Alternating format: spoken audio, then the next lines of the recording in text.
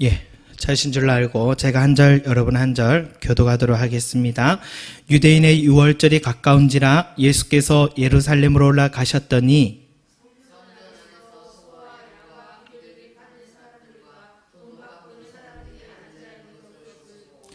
노끈으로 채찍을 만드사 양이나 소를 다 성전에서 내쫓으시고 돈 바꾸는 사람들의 돈을 쏟으시며 상을 엎으시고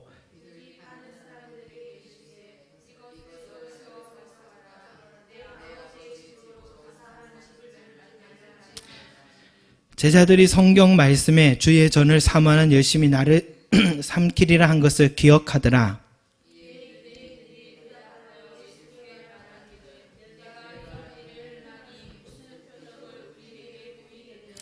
예수께서 대답하여 이르시되 너희가 이 성전을 헐라 내가 사흘 동안에 일으키리라.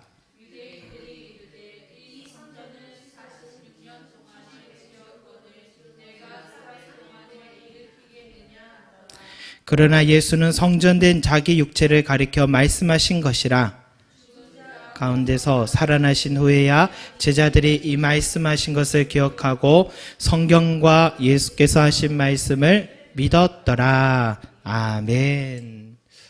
여러분, 교회 생활을 하다 보면 이런 사람들을 우리가 보죠. 새로 교회에 등록하고 그 교회 목사님 말씀도 좋고 또 자녀들을 위한 교육도 좋고 밥도 맛있고 다락방 사람들을 만나도 너무 좋고 그저 좋아서요. 물 만난 고기처럼 무언가 내가 주를 위해서 뭘 할 수 있는 게 뭘까 싶어서 찾다가 워낙 봉사할 사람이 없다 보면 여러분 교회는 조금만 열심히 하면 뭐 어떻게 해요? 그 사람이 순식간에 그 봉사의 중심의 자리에 서기도 합니다.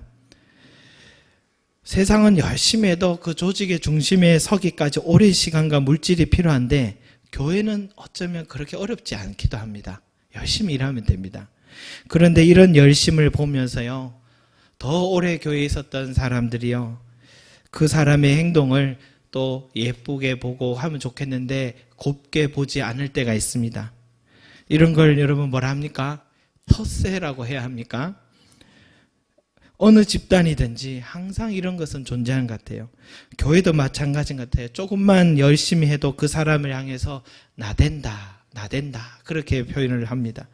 그러다 그 열심히 있던 사람이요 어느 누군가에 의해서 상처를 받고 마음이 상해가지고 더 이상은 더 교회 일에 깊이 들어가지 않으려고 하고 또 심지어는 교회를 떠나기도 하고 그런 교회를 너무 사랑하기 때문에 받게 되는 아픔이 때로는 있는 것 같아요.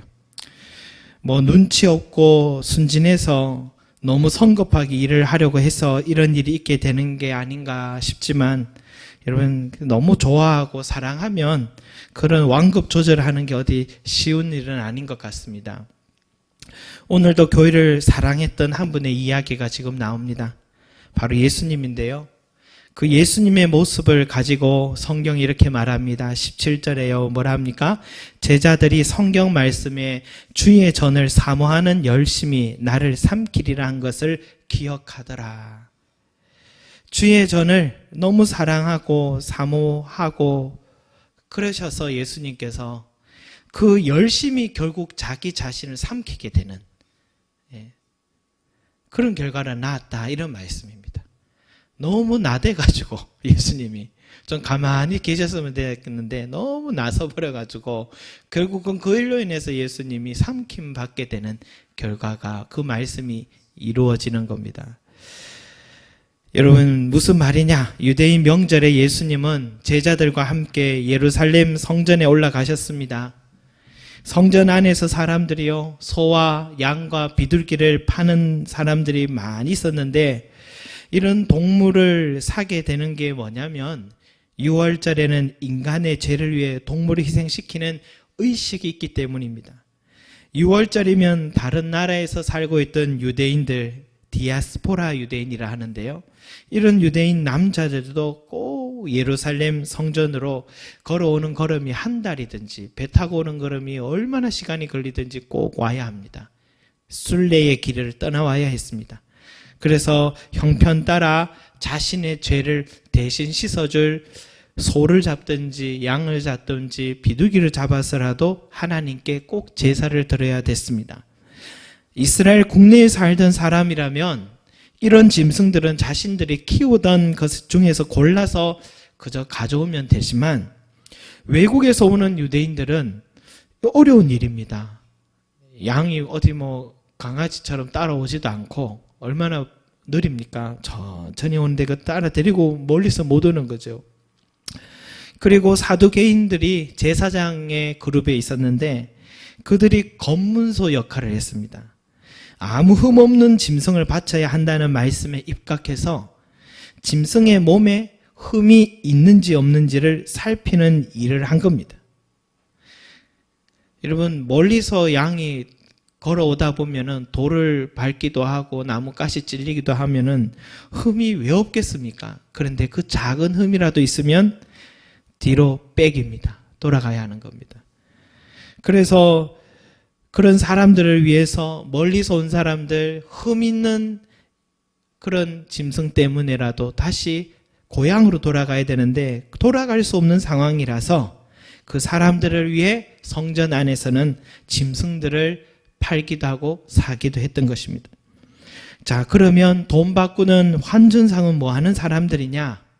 갈릴리 지역에서 사용하는 동전이나 해외에서 살던 사람들이 사용했던 동전을 가지고는 이 짐승을 살 수 없습니다. 짐승을 판매하는 사람들은 당연히 자신들이 생활에 쓸 수 있는 동전, 그 지역의 동전을 사용받고자 했을 것입니다. 그래서 갈릴리 지역이나 해외에서 가져온 동전을 이 환전상이 있었는데 동전 바꾸는 자들입니다. 그들이 짐승을 판매하는 사람들 쓸 수 있는 동전으로 그들이 바꿔줍니다. 환전하는 거예요. 그런데 환율이 너무 높아요. 환전하는 그 환율이 너무 높습니다.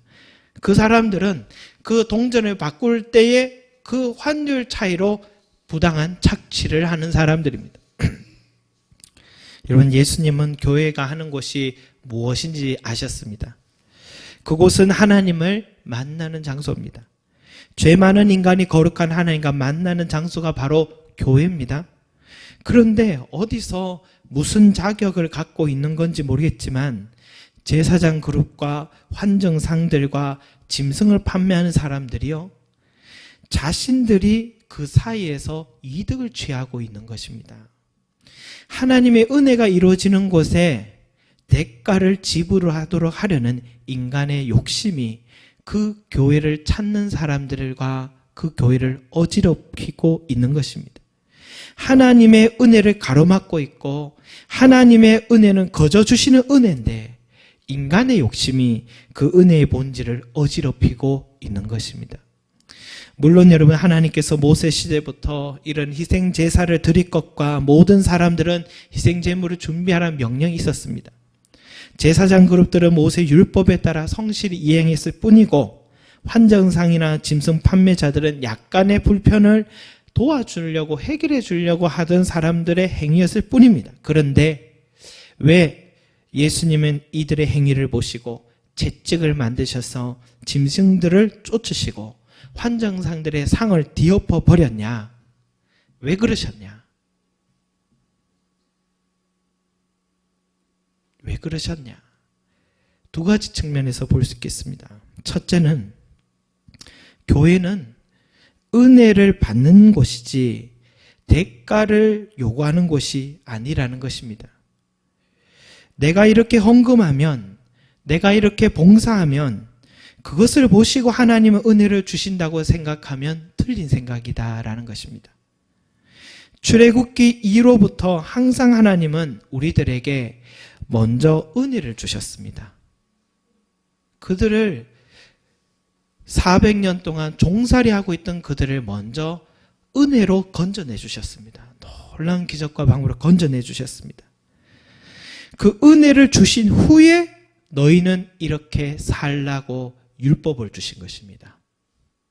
율법을 먼저 주시고 율법을 지키며 은혜를 주는 게 아니라 은혜를 먼저 주시고 그리고 그 은혜를 주신 후에 그 은혜에 대한 감사함으로 율법을 지키는 것이었습니다. 율법은 의무가 아닙니다. 자발적이요 감사함으로 드리는 하나님이 기뻐하는 삶을 사는 것입니다. 만약 봉사를 요구하고 성막을 짓는 데 필요한 재정이 있었다면 그때 그들이 냈던 모든 헌금들은 모두 다 주신 은혜에 대한 감사의 표현이었지 그것이 은혜의 대가가 된 것은 아니다라는 것입니다. 그래서 가끔씩 신앙 교육을 위해서라도 헌금 시간이 필요하지 않냐라는 말을 여러 번 듣습니다. 맞는 말이기도 합니다. 그러나 이 헌금 시간이 단 한 사람이라도 하나님 앞으로 나가는데 걸림이 되기를 원치는 않습니다. 그런데 저는 교회를 보니까요, 지금까지 하나같이 모두 다 성도들이 자발적으로 하나님께 헌금하시는 것 같더라고요. 하라 하지 않아도 감사함으로 정성껏 드리는 모습을 봅니다. 교회는 여러분 은혜를 받는 곳이지 대가를 요구하는 장소가 아닙니다. 그런데 여러분, 저는 한 가지 거룩한 대가를 요구하고 싶은 것은 그것은 바로 이 성전에서 기도하는 시간만큼은 대가를 치렀으면 좋겠다 싶습니다. 이 성전에서 드리는 예배와 말씀의 선포 시간을 사모하는 대가는 치렀으면 좋겠습니다. 그래서 주일 예배는 무슨 일이 있어도 빠지지 마십시오. 성경 공부와 제자 훈련을 강조하는 이유도 거기에 있습니다. 왜냐?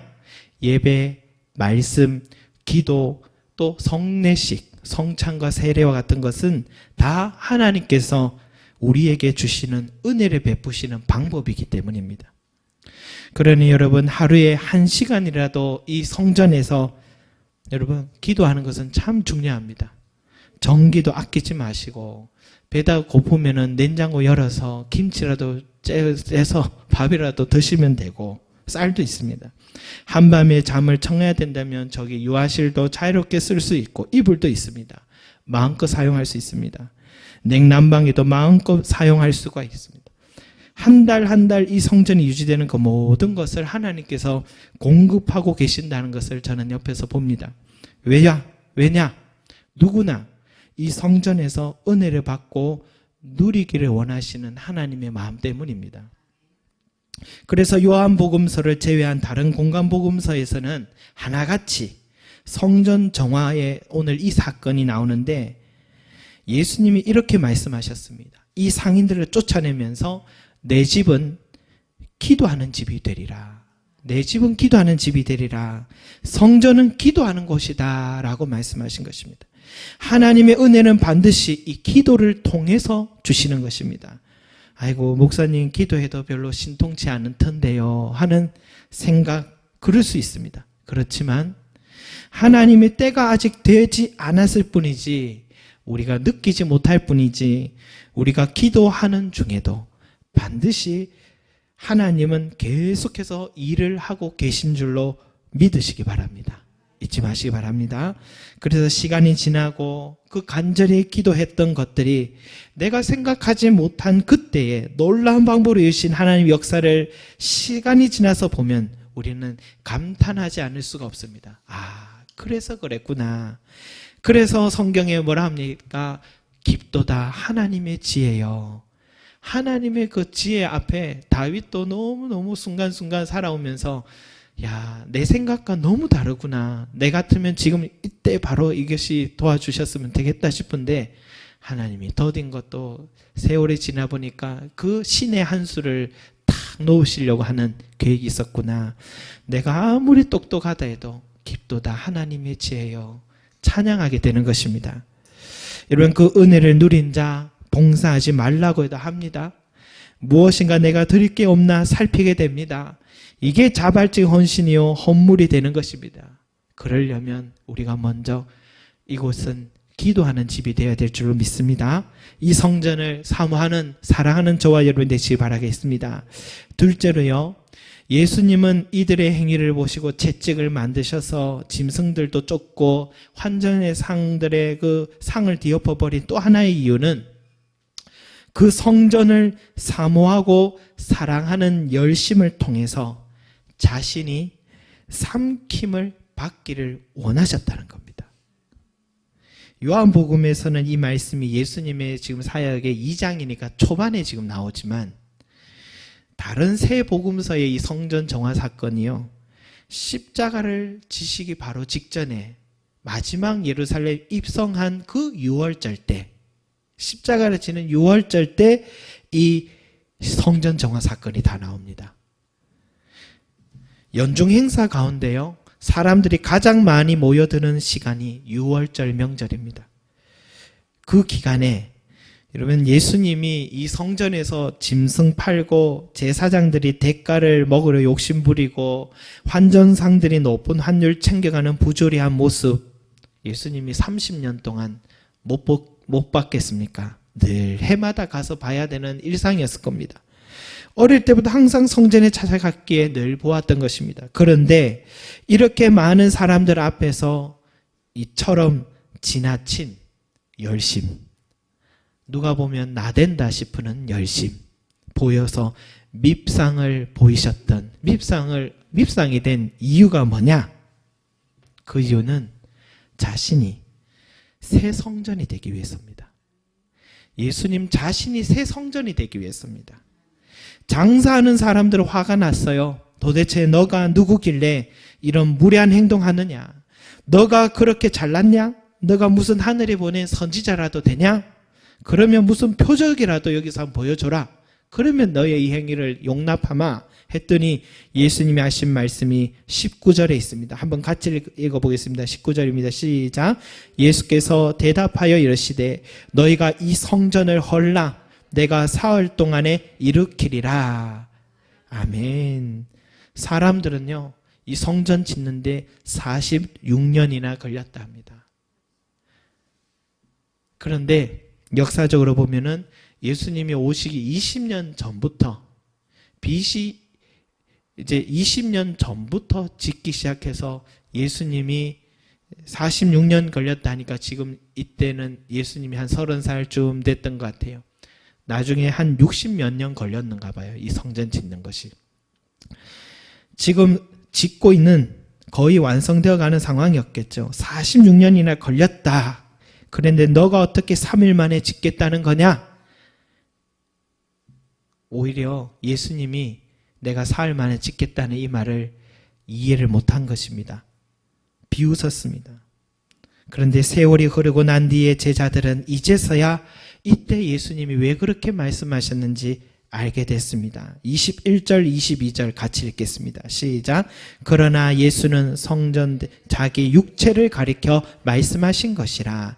죽은 자 가운데서 살아나신 후에야 제자들이 이 말씀하신 것을 기억하고 성경과 예수께서 하신 말씀을 믿었더라. 아멘.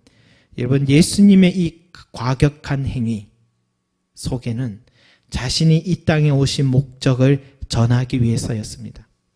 그것은 이 화려한 건물이 성전이 아니라 예수님 자신이 십자가에 달려 우리의 모든 죄를 위해서 죽고 우리를 위해 다시 살아나신 부활의 주님이 되셔서 아버지 하나님의 영광스러운 우편에 앉으시고 이 모든 세상 만물을 다스리는 권세를 얻게 되셨습니다.